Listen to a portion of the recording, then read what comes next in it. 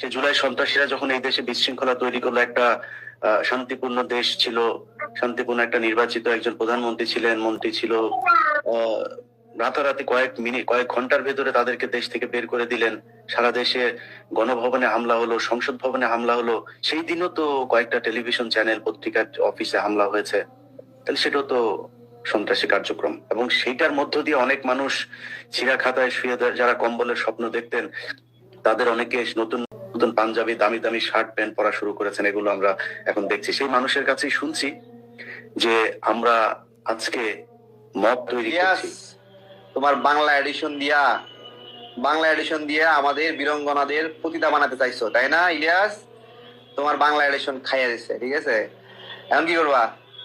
এখন তো আর ওই মাইক্রোফোন ধরে তাদাবাজি করতে পারবা না। মাইক্রোফোন একটা পাঠায় বিভিন্ন অফিসে টেয়া দাও, বিজ্ঞাপন দাও। হ্যাঁ, এখন কি খাইবা? আবার তুমি উবার চালাও, যাও।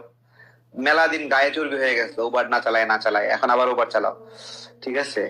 আমাদের একজন প্রবাসী ভাই অভিযোগ দিয়েছে যে তার যে গাড়ি আছে, সেই গাড়ি টেসলা, সেটা ও নিয়ে এরকম ভাবে নষ্ট করেছে। তার ক্রেডিট কার্ড, ডেবিট কার্ড এগুলো ব্যয় করে আর টাকা ফেরত দেয় না। এটা তো এদের একটা অবস্থান এরকম।